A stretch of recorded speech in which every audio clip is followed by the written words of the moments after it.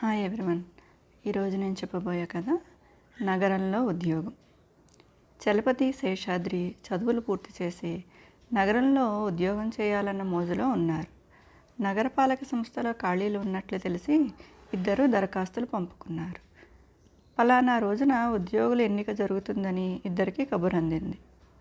చలపతి తండ్రికి ఒక స్నేహితుడు ఉన్నాడు.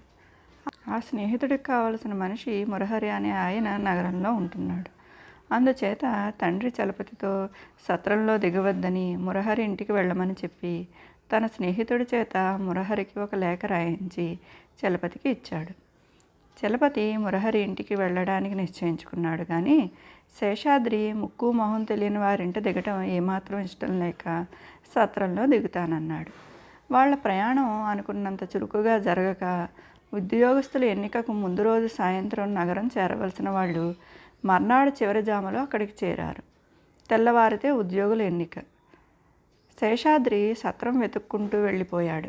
కాగితం మీద రాసి ఉన్న చిరునామాను బట్టి తాను బస చేయవలసిన ఇల్లు సులభంగానే తెలుసుకుని చలపతి అక్కడికి చేరుకున్నాడు. అయితే అతను తలుపు తట్టకముందే ఒక 40 ఏళ్ల మనిషి తలుపు తెరుచుకుని ప్రయాణం చేయబోతున్న వాడిలాగా పెట్టె ఒకటి చేత పట్టుకుని బయటకు వచ్చాడు. మురహరి గారి ఇల్లు ఇదేనా అండి అని చలపతి ఆ మనిషిని అడిగాడు. అవును, ఇదే. నేనే మురహరిని. మీరెవరు అని ఆ మనిషిని చలపతి అనుమానంగా చూస్తూ అడిగాడు. చలపతి తన విషయం ఆ మనిషికి చెప్పి, తెల్లవారితే పరీక్ష, అలసిపోయి ఉన్నాను, కాసేపు విశ్రాంతి తీసుకుందామని వచ్చాను అన్నాడు. ఆయన ఎంతో నొచ్చుకుని, మా అన్నగారికి ఒంట్లో ఏమీ బాగోలేదని కబురు అంది, కంగారుగా బయలుదేరుతున్నాను. ఇల్లు మీదే అనుకోండి, రేపు సాయంత్రానికి వచ్చేస్తాను అని వెళ్ళిపోయాడు. లంకంత ఇల్లు. చలపతి ఒకసారి ఇల్లంతా చుట్టి మధ్యగదిలో మంచం వాల్చుకుని పడుకున్నాడు. అతనికి కునుకు పట్టినట్టన్నా అనిపించకుండానే తలుపు ఎవరో దబదబా బాదారు. చలపతి ఉలిక్కిపడి లేచి తలుపు తీశాడు. బయట బాగా తెల్లవారిపోయింది. ఇంటి బయట 10 మంది మనుషులు కర్రలు పట్టుకుని నిలబడి ఉన్నారు. తలుపు తెరిచిన మరుక్షణం వాళ్ళు చలపతి మీదకు ఉరికి పెడరెక్కలు విరిచి పట్టుకున్నారు. వారి వెంట ఉన్న ఒక ముసలాయన నేను రాననుకుని దొంగ వెధవ చుట్టంలా ఇంట్లో తిష్టవేశాడు. ఎందుకైనా మంచిది, డబ్బు నగలు చూసుకుంటాను అని లోపలికి వెళ్ళి పెట్టి తెరిచి చూసుకుని గుండెలు బాదుకుంటూ, నగలు లేవు, డబ్బులు లేవు, దొంగ వెధవ ఎవరికో ఇచ్చి పంపించేసి ఉంటాడు అంటూ చలపతి పీక పట్టుకున్నాడు. నేను దొంగను కాదు, నాకేమీ తెలియదు, ఇంతకుముందే ఇక్కడికి వచ్చాను అని చలపతి జరిగిందంతా చెప్పాడు. అంతా అబద్ధం, నీ తోడు దొంగ ఎక్కడ ఉంటాడో చెప్పు అంటూ చలపతి వీపు మీద 4 దెబ్బలు వేశాడు ముసలాయన. చలపతి అవమానంతో కుంగిపోయాడు. ఉద్యోగ పరీక్ష సమయం అయిపోతుందన్న ఒక పక్క ఆందోళన, కొత్త ఊరు, కొత్త మనుషులును. ఊళ్ళో తనను ఎవరు గుర్తుంచుతారు? తనకు ఇల్లు అప్పచెప్పిన వాడు దొంగ అన్నమాట. నగరంలో దొంగలు అంత ఘరానాగా ఉంటారన్నమాట. అతను అందరికీ దండాలు పెట్టి, ఆ మనిషి దొంగ అని నాకు తెలీదు, నేను ఇక్కడికి ఉద్యోగం కోసం వచ్చాను, మా నాన్నగారి మిత్రుడు ఈ చిరునామా కాగితం ఇచ్చాడు, ఇంతకు ఇది మురహరి గారి ఇల్లు కాదా అంటూ తన వద్ద ఉన్న లేఖ వారికి చూపించాడు.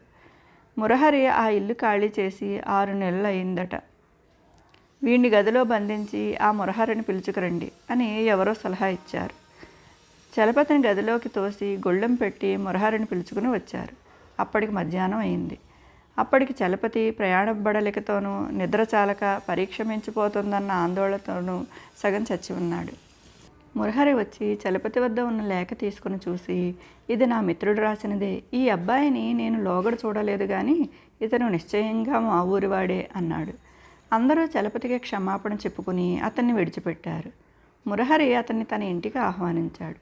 కానీ చలపతి, మీరు నాకు ఇవాళ మహోపకారం చేశారు, ఇక నేను మా ఊరు తిరిగిపోతాను, ఇక్కడ పరీక్ష అయిపోయింది అంటూ ఆ ఇంటి నుండి బయటపడ్డాడు. శేషాద్రి చలపతికి ఎదురు వచ్చి, పరీక్షకు రాలేదే అని ఆదుర్దాగా అడిగాడు.